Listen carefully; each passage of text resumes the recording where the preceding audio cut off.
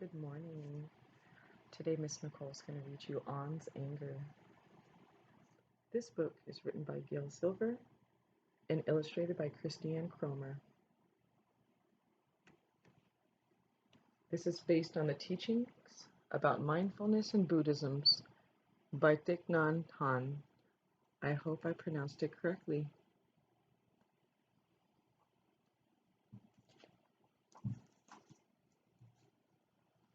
An was in the living room building a tower, the tallest tower he'd ever built.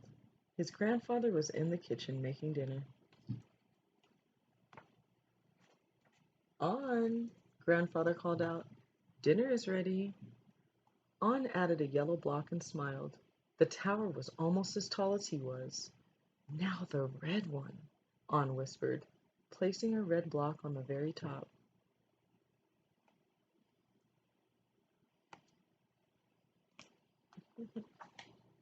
Grandfather came in from the kitchen.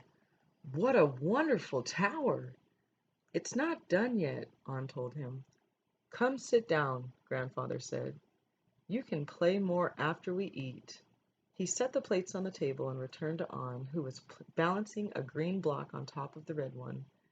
"Put your blocks down now," said Grandfather. "Dinner is getting cold."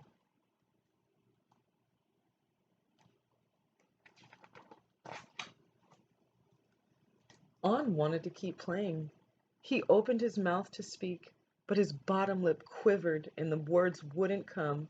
An's eyes filled with tears, and he started to cry.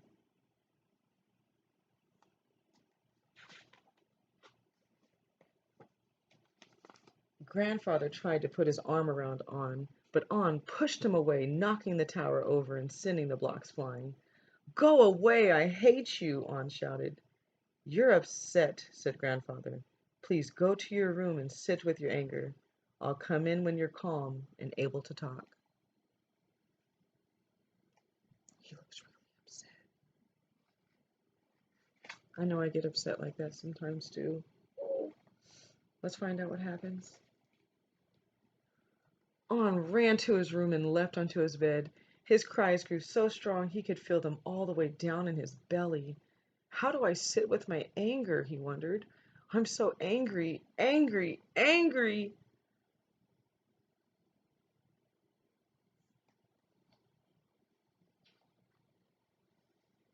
"Finally," said a voice. "I was hoping you would notice me." An lifted his head and came face to face with a hairy red creature.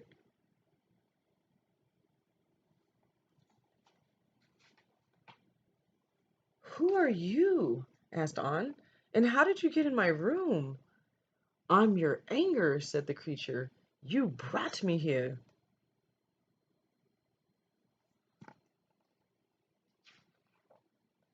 "My anger?" The anger nodded. "Did Grandfather see you come in? I'm not supposed to talk to strangers." "Don't worry, An. I'm not a stranger. I'm the part of you that comes out when things don't go your way. I'm right here every time you get angry. I know you feel scared when I'm around. I can make you cry and want to hit things. I can even make you say mean things to people you love." An's anger started to turn the knob of the bedroom door. "Come on," he said. "I'll show you." An was tempted, but Grandfather had said to stay in the room. "Wait," An called. "Maybe we can do something in here." An's anger turned and extended his hairy hand. "I know just the thing," he said.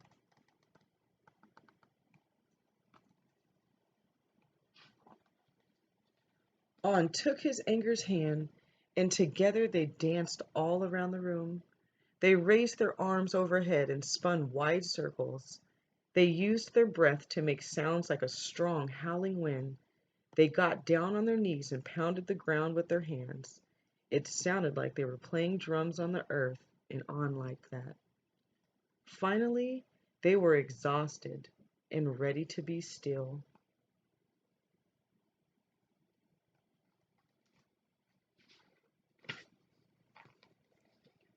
An and his anger sat together silently. They sat, they breathed in, they breathed out.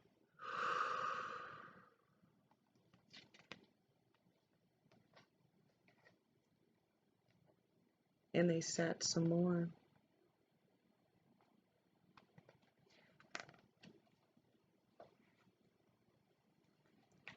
I don't like to say mean things to people, said On, but sometimes I can't help it. I can help you, said his anger. How can you help? I thought you were the one who was making me do these things in the first place. That's true, but I'm also your friend. Whenever you feel angry, you should come sit with me. After we spend some time together, you might feel better. Spending time with you is kind of fun, On said. Do you want to stay for dinner? I think I'll be gone before dinner, said his anger. Are you sure? Asked On. We're having ice cream for dessert. On's anger smiled, and On smiled back.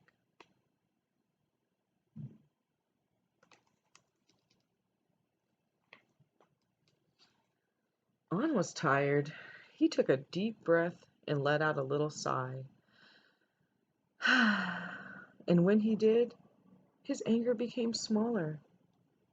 On and his anger continued to breathe together. With each in breath, On's anger got a little bit smaller, and with each out breath, On felt a little better. On heard a gentle tapping on his bedroom door. It was Grandfather.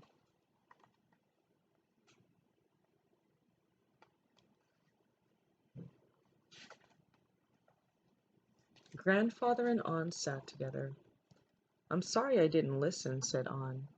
I was really angry. I wanted to keep playing. Grandfather took On in his arms. Thank you for your kind words, he said. I sat with my anger like you asked, On said. But we didn't just sit. We danced and played too. Do you want to meet him? On looked up, but his anger was gone. Grandfather, said On, do you know what happened? I think I do, said Grandfather. You took good care of your anger, and it went away. That's right, said On. How did you know?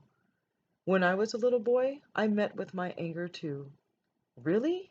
Was it because of blocks? No, laughed Grandfather.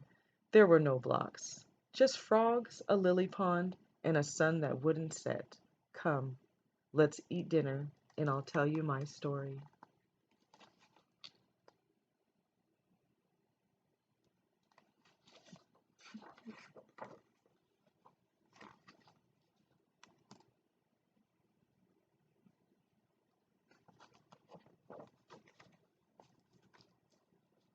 On's Anger, read to you by Miss Nicole. I hope you enjoyed it.